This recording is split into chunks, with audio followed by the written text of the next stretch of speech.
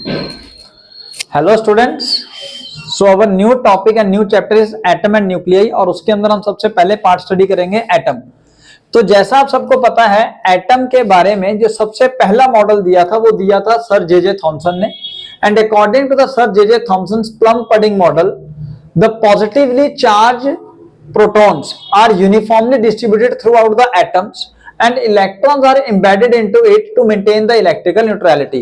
तो इलेक्ट्रॉन्स की discovery sir J Thomson ने की थी और प्रोटॉन्स की डिस्कवरी ई गोल्डस्टीन ने की थी, जिसकी डिस्कवरी के बाद ही हमें थॉमसन सर ने हमें मॉडल दिया प्लम पडिंग मॉडल, जो कि क्या कहता है कि पहली बात जो साइज है एटम का वो 10⁻⁻10 मीटर के ऑर्डर में होगा और जो स्फेरिकल शेप में होगा।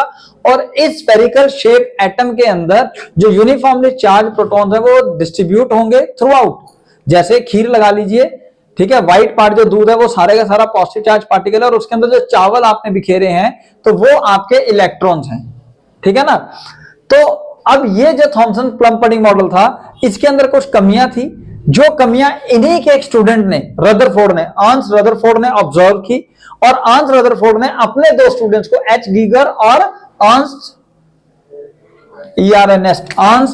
मार्टसन, इन दो स्टूडेंट्स को कहा था कि आप एक्सपेरिमेंट्स कीजिए जिसको कहा जाता है अल्फा स्कैटरिंग एक्सपेरिमेंट, ठीक है ना, बहुत मशहूर है, जो हम अभी थोड़ी देर में स्टडी करेंगे। तो उन्होंने कहा कि आप स्कैटरिंग एक्सपेरिमेंट करें, जो कि बहुत ज्यादा मशहूर स्कैटरिंग एक्सपेरिमेंट हुआ है, जिसके बेस पे उन्होंने इनकी थ्योरी को फेल कर दिया था और रदरफोर्ड ने अपना मॉडल सजेस्ट कर दिया था एटम का, जो थोड़ी देर में स्टडी कर लेंगे हम। सो मॉडल की जो ड्रॉबैक है वो सबसे पहले यही था that the model could not explain the scattering angle, large scattering angle of the alpha particle observed by the Ernst Rutherford and his students H. Giger and Ernst Martson। Second सबसे बड़ा जो drawback था वो ये था कि hydrogen की वजह से इवन या बाकी एटम्स की वजह से भी जो स्पेक्ट्रिकल लाइंस प्रोड्यूस हो रही थी, उनका ओरिजिन या उनके बारे में किसी भी तरह की एक्सप्लेनेशन प्लम पडिंग मॉडल के द्वारा हमें नहीं मिल रही थी। क्लियर हो गया पुत्र? तो अब सबसे पहले हम इसको कंसेप्ट को समझने के लिए हम सबसे पहले स्टडी करेंगे scattering experiment done by the Ernst Rutherford and his students H. Giger and Ernst Marsden। और Ernst Rutherford जो है वो बहुत ज्यादा एक अमीर और उस टाइम के मशहूर साइंटिस्ट हुए हैं, जिन्होंने इस एक्सपेरिमेंट को करने के लिए खूब पैसा भी लगाया और फिर डिस्कवरी करके अल्टीमेटली न्यूक्लियस की डिस्कवरी करके हमको दी। तो स्टूडेंट्स, अब जे थॉमसन के मॉडल को फेल करने का जो मेन कारण था वो था अल्फा पार्टिकल स्कैटरिंग एक्सपेरिमेंट, जो कि मैंने आपको बताया रदरफोर्ड और रदरफोर्ड के स्टूडेंट्स ने ऑब्जर्व किया। उन्होंने क्या किया, सबसे पहले एक सोर्स ऑफ अल्फा पार्टिकल लिया। अब अल्फा पार्टिकल क्या होता है, ऐसा पार्टिकल जिसका चार्ज +2 हो और जिसका मास 4 AMU हो। एग्जांपल सपोज आप हीलियम 2 पॉजिटिव लीजिए, हीलियम के अंदर 2 इलेक्ट्रॉन 2 प्रोटॉन होते हैं, अगर आप दोनों इलेक्ट्रॉन भगा दोगे तो वहां पे बचेगा सिर्फ प्रोटॉन, तो 2 पॉजिटिव, और मास हीलियम का कितना होता है पुत्र, 4 AMU। तो वही हमने यहां पे लिया। तो सोर्स ऑफ अल्फा पार्टिकल लिए, तो कोई एक रेडियो एक्टिव एलिमेंट जिससे सिर्फ अल्फा पार्टिकल निकले, सपोज बिस्मथ या बेरियम, आपने कोई रेडियो एक्टिव एलिमेंट लिया, उसको लेड ब्लॉक के अंदर रखा। लेड ब्लॉक के अंदर क्यों रखा पुत्र? पहली बात, क्योंकि लेड जो है वो अल्फा पार्टिकल्स को एब्जॉर्ब कर लेता है। तो यानी कि यहां से जितने भी अल्फा पार्टिकल्स आप इमिट होंगे, यहां से ऐसे, ये लेड पार्टिकल, लेड ब्लॉक जो है वो उनको एब्जॉर्ब कर लेगा, आगे जाने नहीं देगा। लेकिन हमने सामने से लेड ब्लॉक देखिए ओपन रखा है, तो यहां से अल्फा पार्टिकल्स गए और ये अल्फा पार्टिकल जो है वो भी अलग अलग डायरेक्शन में स्कैटर होंगे पुत्र। अब ये अल्फा पार्टिकल जो है ये एनर्जी कैरी करेंगे क्योंकि ये मूव कर रहे हैं। सो एनर्जी इनकी नेचुरली जो है वो 5 to 7 मेगा इलेक्ट्रॉन वोल्ट होगी, 5 to 7 मेगा इलेक्ट्रॉन वोल्ट होगी।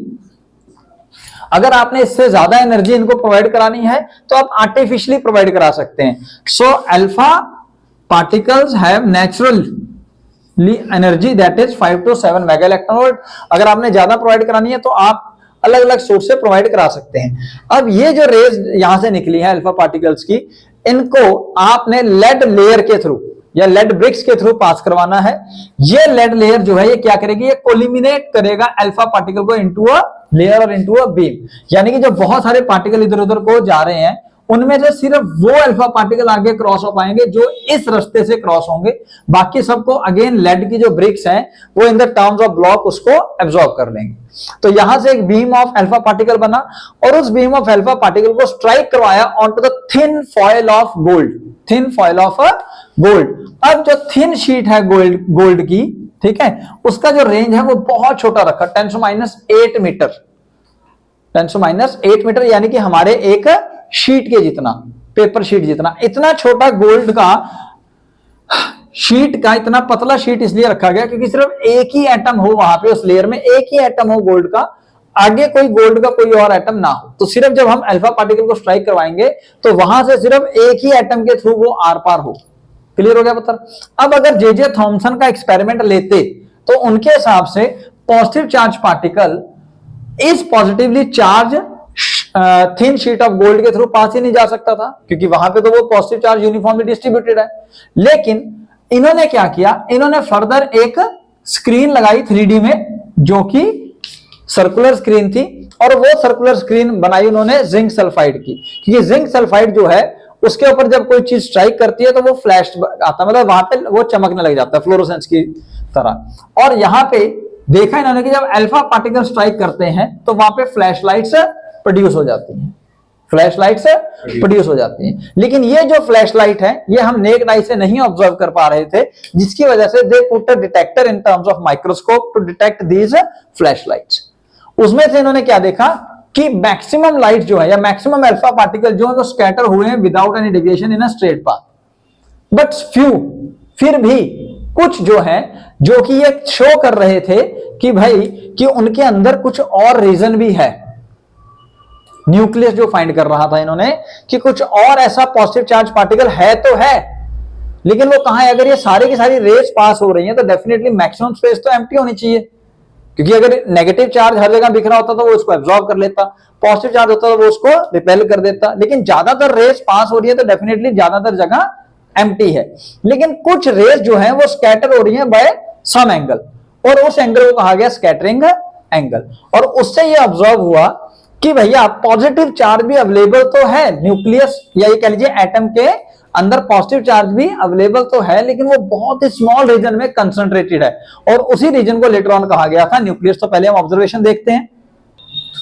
तो students, on the basis of alpha particle scattering experiment, so they observed some things. Number first, most of the alpha particle, कितने? लगभग 99.86 alpha particle जो हैं they went undeviated through the gold foil. Gold foil से वो सीधा निकल गए without any deviation, जिसका मतलब क्या, उनका जो एंगल ऑफ डेविएशन है वो ऑलमोस्ट जीरो है, यानी कि लेस देन 1% और nearly zero.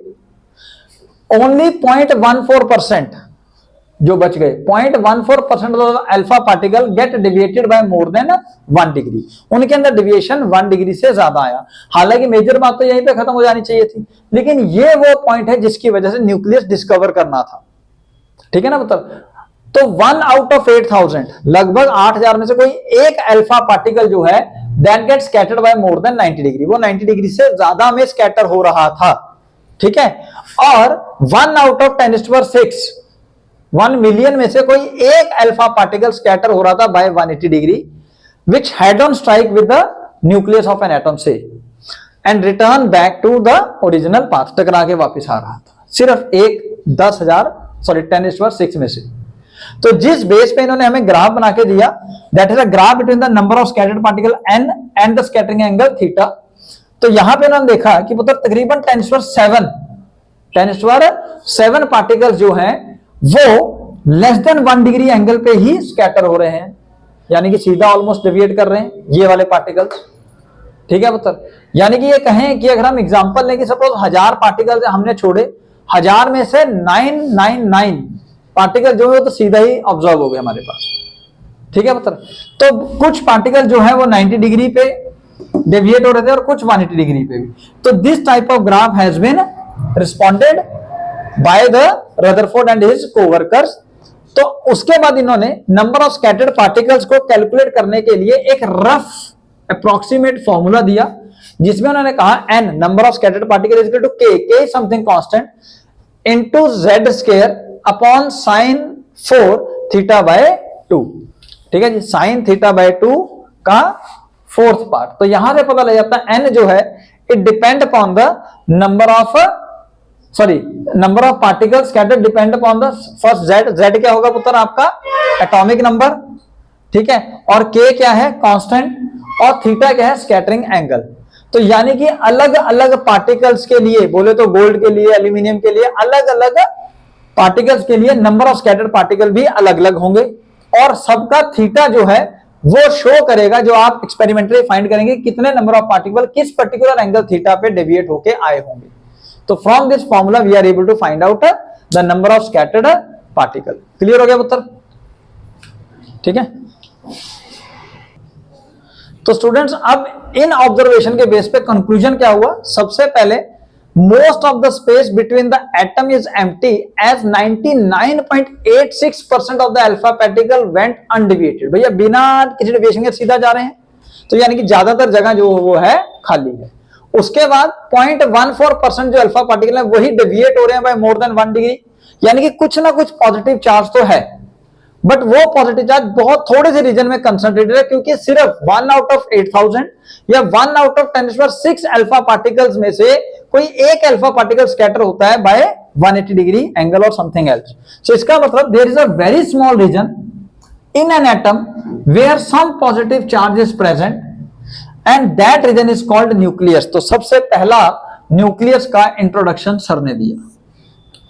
And the range of nucleus is of 10⁻15 metre. और भी आपको मैंने रेंज ऑफ एटम बताया था, एटम का जो रेंज होगा वो 10⁻10 मीटर का होता है, एटम का रेडियस। तो यानी कि एटम और न्यूक्लियस के रेंज में अगर आप कंपेयर करोगे तो न्यूक्लियस जो है वो ऑलमोस्ट 10⁵ टाइम यानी कि लगभग 1 लाख गुना छोटा होता है साइज ऑफ एन एटम से। ठीक है पुत्र? उसके बाद ये फॉर्मूले से आप देखिए n जो है z पे डिपेंड कर रहा है। z क्या है? न्यूक्लियर चार्ज, और न्यूक्लियर चार्ज किस पे डिपेंड करता है? नंबर ऑफ प्रोटॉन्स पे। और हर एक एलिमेंट का अलग अलग वैल्यू होगा, z का अलग अलग वैल्यू होगा, न्यूक्लियर चार्ज का यानी कि अलग अलग वैल्यू होगा उनके अंदर पॉजिटिव चार्ज का, नंबर ऑफ प्रोटॉन्स का। So it means number of scattering particles are different for different elements as they depend upon the z। ठीक है, ये भी सर ने बोला। उसके बाद उन्होंने कहा कि जो नेगेटिवली चार्ज इलेक्ट्रॉन्स हैं they are attracted towards nucleus, no doubt वो न्यूक्लियस की तरफ अट्रैक्टेड है, ठीक है ना, and that electrostatic force of attraction provide the required centripetal force. वो रिक्वायर्ड सेंट्रीपिटल फोर्स प्रोवाइड करवाती है to revolve the electron in any circular orbit around the nucleus. सिर्फ ये बात इन्होंने गलत बोल दी कि वो हर किसी सर्कुलर ऑर्बिट में रिवॉल्व कर सकते हैं, बट एक्चुअली आप लोग जानते हैं जब नील बोर सर ने बताया था कि दे revolve in a discrete orbits, और एक फिक्स ऑर्बिट में ही रिवॉल्व कर सकते हैं क्योंकि जहां पे उनकी एनर्जी प्रेजेंट होगी। तो student next topic, closest approach to the nucleus या estimation of size of the nucleus. Exact nucleus का साइज हम नहीं बता सकते, हम एस्टिमेट कर सकते हैं। सपोज एक अल्फा पार्टिकल गया और वो गोल्ड के फॉयल के ऊपर टकराया, और टकराने के बाद वो वाला अल्फा पार्टिकल जो कि हेड ऑन कोलाइड करके वापस आया था, हम उसको ले रहे हैं, वो टकराया और टकरा के अपनी वेलोसिटी 0 करके फिर वापस आएगा। जहां तक वो नियरेस्ट पहुंच सका, लेट्स सपोज जहां तक वो नियरेस्ट पहुंच सका, तो उसको ही तो हमने closest approach to the nucleus लिया, सपोज r0। ठीक है मतलब, अब इसका फॉर्मूला सॉल्व करने के लिए हम क्या एज्यूम करते हैं? हम एज्यूम करते हैं कि बीच में किसी तरह की कोई भी फ्रिक्शनल या कोई भी एनर्जी लॉस नहीं है, कोई भी फ्रिक्शनल एनर्जी वगैरह नहीं अवेलेबल है, जिसकी वजह से हमारी एनर्जी लॉस नहीं हो रही। तो हम यहां अप्लाई करेंगे law of conservation of energy, यानी कि potential energy initial plus kinetic energy initial is equal to the potential energy final plus kinetic energy final. Initial potential energy कितनी होगी? 0, क्योंकि पार्टिकल जो है वो न्यूक्लियस से बहुत दूर है। तो पोटेंशियल एनर्जी का formula k q1 q2 by r। अब r कितना है? इनफाइनाइट, तो 1 by इनफाइनाइट 0, तो इस हिसाब से पोटेंशियल एनर्जी इंफिनिटी पे 0। ठीक है जी। काइनेटिक एनर्जी कितनी होगी? सपोज हाफ mv² जो भी वेलोसिटी लेके आएगा इनिशियली, हम काइनेटिक एनर्जी इनिशियल मान लेते हैं उसको। Potential energy final k q1 q2 by r0, और काइनेटिक एनर्जी फाइनल 0, क्योंकि वेलोसिटी 0 हो जाएगी पुत्र वहां जाके, है ना। तो अब इनको कंपेयर करेंगे तो kinetic energy initial is equal to 1/4 pi epsilon naught. q1 क्या है पुत्र? Charge on an alpha particle 2 into e। q2 क्या है? Charge on an nucleus. Nucleus के ऊपर चार्ज कितना होगा? जितने प्रोटॉन होंगे। प्रोटॉन कितने होंगे सर? जितना उसका एटॉमिक नंबर होगा, एक तरह से z। So z into e is the charge on N positive charge on an nucleus divided by r0। r0 क्यों रखा पुत्र? हमने क्लोजेस्ट अप्रोच ले लिया है। अब उस हिसाब से आर नॉट की वैल्यू निकालिए, आर नॉट आएगा पुत्र 2, 1.4 पाई एप्सिलॉन नॉट ऊपर जाएगा तो के, सो 2kz² upon kinetic energy initial, ठीक है पुत्र, या फिर 2z² upon 4 pi epsilon not into kinetic energy. अब ये वैल्यू से हम आर नॉट की वैल्यू निकालेंगे, बिकॉज मैक्सिमम काइनेटिक एनर्जी जो अल्फा पार्टिकल एक्वायर करता है वो होता है लगभग 7.7 मेगा इलेक्ट्रॉन वोल्ट। और अगर हम गोल्ड के लिए बात करते हैं तो गोल्ड का Z है 79। अब आप काइनेटिक एनर्जी मैक्सिमम और गोल्ड का एटॉमिक नंबर 79 पुट करेंगे और आर नॉट की वैल्यू निकालेंगे जो लगभग आएगी 10⁻⁻15 मीटर, जो आती है एक्चुअली 30 इंटू 10⁻⁻14 मीटर। इसको सॉल्व करोगे तो ये जो आर नॉट की वैल्यू आएगी फॉर गोल्ड वो आएगी 30 इंटू 10⁻14 मीटर, जो हमने अप्रोक्सीमेटली कितनी ले ली पुत्र, 10⁻15 मीटर। अब ध्यान रखिए ये क्लोजेस्ट अप्रोच है, आपके न्यूक्लियस का साइज इससे भी छोटा है, क्योंकि यहां तक आपका इलेक्ट्रॉन जा पा रहा है, सॉरी अल्फा पार्टिकल जा पा रहा है, उससे आगे तो जा ही नहीं पा रहा। ये भी तब जब आपने मैक्सिमम काइनेटिक एनर्जी ली है और गोल्ड के लिए लिया है। अब आर नॉट की वैल्यू वेरी कर सकती है अगर आपका काइनेटिक एनर्जी डिफरेंट होगा या जेड डिफरेंट होगा, ठीक है जी। और आर नॉट की वैल्यू स्पेशली काइनेटिक एनर्जी पे डिपेंड करेगी for the same element also, क्योंकि काइनेटिक एनर्जी ज्यादा तो पार्टिकल उतना क्लोज जा पाएगा, उतनी तेज एनर्जी से जाएगा तो उसका आर नॉट उतना कम होगा। काइनेटिक एनर्जी कम तो वो भैया यहीं कहीं पे गिर जाएगा तो आर नॉट की वैल्यू कुछ और होगी, यानी कि ज्यादा होगी एज कम्पेयर टू 10⁻15 मीटर, ठीक है जी। और हम estimation of size of nucleus अगर निकालना चाहते हैं तो हमें मैक्सिमम काइनेटिक एनर्जी लेनी पड़ेगी।